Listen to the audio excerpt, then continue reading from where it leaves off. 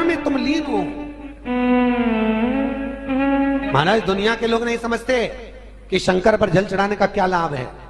शिव महापुराण कहती है, अगर एक दिन शिव महापुराण की कथा कहती है सोमवार के दिन भगवान शंकर को अगर जल चढ़ाया जाता है तो घर में तेज लक्ष्मी प्राप्त होती है। क्या मिलती है?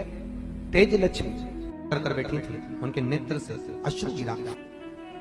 पूरी दुनिया में केवल एक बेलपत्र का वृक्ष कैसा होता है जिस वृक्ष के नीचे माता लक्ष्मी शाम के समय पर बुआरी लगाने के लिए जाती है, झाड़ू लगाने के लिए। बेलपत्री के पेड़ पर बेलपत्र का वृक्ष, जिसके यहाँ लक्ष्मी नहीं टिकती हो, पैसा घर में नहीं आता हो, बहुत चिंता लगी रहती हो, लक्ष्मी से जुड़ी हुई, व्यापार से जुड़ी हुई, पैसा आ ही नहीं गया, बहुत मेहनत कर रहे हो। सोमवार की सोमवार 5 सोमवार बेलपत्री के पेड़ के नीचे एक घी का दिया लगाना चालू कर दीजिए। शाम के साथ थोड़ी सी मिट्टी बेलपत्री के पेड़ के नीचे की उठा कर लिया, घर के अंदर लाकर इतनी सी मिट्टी लाकर पटक दीजिए। 5 सोमवार करके देखो, छठे सोमवार पे करने की जरूरत नहीं पड़ेगी, व्यापार अपने आप बढ़ना चालू हो जाएगा।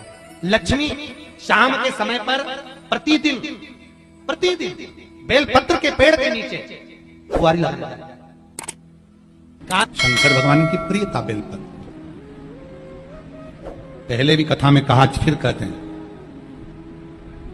जिस व्यक्ति के जीवन में धन, संपदा, वैभव, सत्ता, लक्ष्मी की थोड़ी भी कमी दिखती हो, उसको बेलपत्री के वृक्ष का पूजन चालू कर देना चाहिए। जाओ सोमवार के दिन बेलपत्र वृक्ष के नीचे जल चढ़ाकर, जल का सिंचन कर कर, उसी बेलपत्र के नीचे शाम के समय पर संध्या काल में, प्रदोष काल में भगवान देवाधिदेव महादेव गौरी शंकर का स्मरण करो।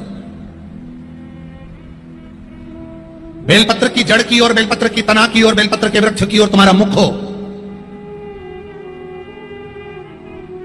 कोई आसन नहीं, कोई आसन नहीं, केवल बेलपत्र के वृक्ष की ओर तुम्हारा मुख हो।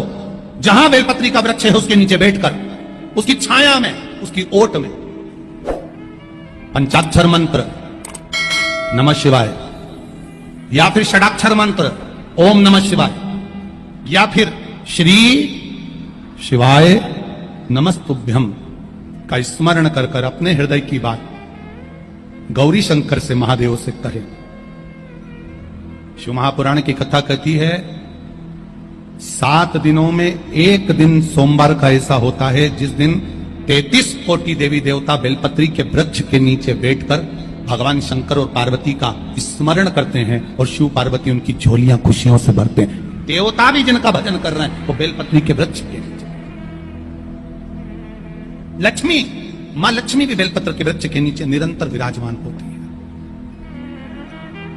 और आप लोगों से एक निवेदन और करना चाहेंगे, ये मनुष्य का शरीर जब तक रहे, ये मानव की देह जब तक रहे, जिंदगी में एक बेलपत्री का वृक्ष अपने रहते रहते कहीं पर भी लगाना, उसको बड़ा करना, उसको बड़ा कर कर जैसे अपने बच्चे को बड़ा करते हो ऐसे लगाकर बड़ा कर कर महादेव से कहना कि मैंने अपनी जिंदगी में, मैं मर भी जाऊं, मेरे प्राण छूट भी जाएं, मेरे जाने के बाद मेरे घर के लोग एक लोटा जल चढ़ाएं ना चढ़ाएं, बेलपत्री चढ़ाएं ना चढ़ाएं, पर ये वृक्ष मैंने बेलपत्री का लगा दिया, अगर मैं मर भी गई तो मेरे मरने के बाद भी मेरे हाथ की बेलपत्र महादेव को चढ़ती रहेगी, महादेव को प्राप्त होती रहेगी। लगाओ एक बेलपत्री के पौधे को, छोटे से बड़ा करो, बड़े से बड़ा करो, बड़े से बड़ा करो, और बड़ा करने के बाद उसको कहीं तुम्हारी मर्जी पड़े जहां उस बेलपत्री के वृक्ष को लगाओ। अगर गलती हो गई, ये बहुत गलतियां हो गई, बहुत दुख पड़ गया, तकलीफ में आ गए, लग रहा है कि मुझसे बहुत गलतियां हुई है, बाबा मेरी नहीं सुन रहा, ये बेलपत्री का भाग की डंडी पीछे की ओर कर, जहां बैठकर बेलपत्र चढ़ा रहा, पत्ती का मुख अपनी और डंडी का मुख सामने। शिव की कुछ आराधना है, मेरे भोले बाबा की कुछ आराधना है। खाली ना जाता कोई, खाली ना जाता कोई, दर से तुम्हारे मैं भी खड़ी हूं नहीं, बाहें पसार मैं भी खड़ा हूं नन्ही, बाहें पसार अपने।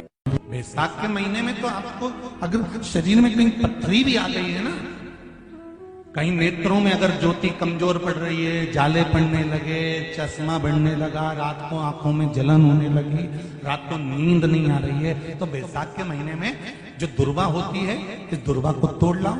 जहां पर अशुक सुंदरी का स्थान होता है, जहां पर अशुक सुंदरी का जो स्थान होता है, उस अशुक सुंदरी के स्थान पर उस दुर्वा को रख दो। और कुंदकेश्वर महादेव का नाम है। कौन से महादेव का नाम लेना है? कुंदकेश्वर। उस दुर्वा को उठाकर लिया। बैसाख के महीने में कोई भी तिथि, कोई भी दिन, कोई भी वार आप बैसाख के महीने में कर सकते हो। उस दुर्वा को लेकर आओ, लगभग 20-25 दुर्वा लेना, उसको लेकर आइए। सुबह सुबह कुंदकेश्वर महादेव का नाम लेकर उसको खाना प्रारंभ कर दीजिए। एक दुर्वा रोज खाओ। जो पथरी है या नेत्रों में तकलीफ है या कोई ना कोई रात्रि को नींद नहीं आना, बेचैनी हो जाना, घबराहट आना, धीरे धीरे धीरे धीरे 20 दिन की वो दुर्वा है, 20 दुर्वा एक एक दिन खाना चालू करो। 4 या 5 दिन लगेंगे, अपने आप आपको कोई गोली खाने की जरूरत नहीं पड़ेगी, नींद अपने आप आना प्रारंभ हो जाएगी और बेचैनी। अशोक सुंदरी वाली जगह पर दुर्वा समर्पित कर कुंदकेश्वर महादेव का नाम लेकर। कौन से महादेव? कुंदकेश्वर। जिस नारी का रजोधर्म से जुड़ा हुआ जो भी तकलीफ होती है, केवल हाथ में जल लेकर, आसक्ति का नाम लेकर भी वो पान कर लेती है, तो रजोधर्म से जुड़े हुए सारे दुख, कहते हैं कि गर्भ में, गर्भाशय में अगर गांठ भी पड़ गई है और डॉक्टर कह रहा है कि बच्चादानी में गांठ है, गर्भाशय में गांठ है और इसका ऑपरेशन होना जरूरी है, आसक्ति दक्ष प्रजापति की पहली पत्नी का मात्र स्मरण कर कर अगर आचमन पानी का कर लिया जाए तो गांठ भी गर्भाशय की गलना प्रारंभ हो जाती है। ये वो नाम, ये वो शब्द है। अगर मान लो शरीर में कोई गांठ पड़ जाती है, डॉक्टर अपना इलाज कर रहा हो, उस जगह पर प्रजापति बीरण की पुत्री आसक्ति का नाम स्मरण में आना चाहिए। एक बार सब बोलिए, क्या नाम है? आसक्ति। और हम आसक्ति का नाम भी नहीं बोल सकते, तो इसी आसक्ति का एक नाम है बीरणी। क्या नाम है? आसक्ति का स्मरण। अगर गांठ भी गर्भाशय में है और डॉक्टर बोल रहा है कि ऑपरेशन है, कराना है, डॉक्टर साहब से कहना, साहब जल्दी तो नहीं है ना, 15 दिन का समय तो मिल सकता है या 10 दिन का समय तो मिल सकता है इसका ऑपरेशन कराने के लिए।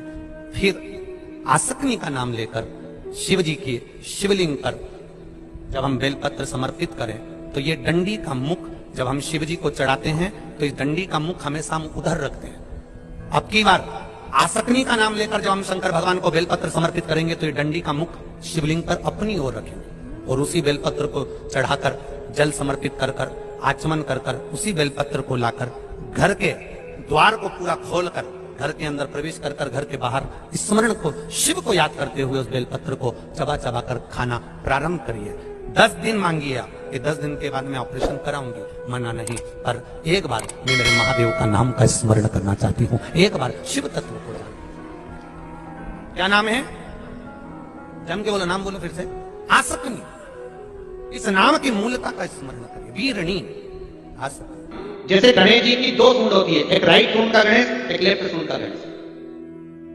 कौन कौन सी सूंड का? राइट सूंड और लेफ्ट सूंड। राइट सूंड का गणेश घर में होना चाहिए और लेफ्ट सूंड का गणेश आपका कोई ऑफिस हो, जहां से आप अपना धंधा कर रहे हैं, नौकरी कर रहे हैं, सर्विस कर रहे हैं, काम कर रहे हैं, बिजनेस कर रहे हैं, या आप अपनी कोई भी कुर्सी के ऊपर बैठते हैं किसी कमरे में जाकर, उस कमरे के अंदर लेफ्ट सूंड का अगर गणेश होगा तो आपकी तरक्की को, आपकी उन्नति को दुनिया में कोई नहीं रोक सकता। और अगर जिस स्थान पर बैठकर आप बिजनेस कर रहे हैं, कमा रहे हैं, उस स्थान पर अगर राइट सूंड का गणेश होगा तो आपकी तरक्की नहीं, वहां लेफ्ट सूंड का गणेश होना चाहिए। और घर में जम के बोलो, राइट सूंड।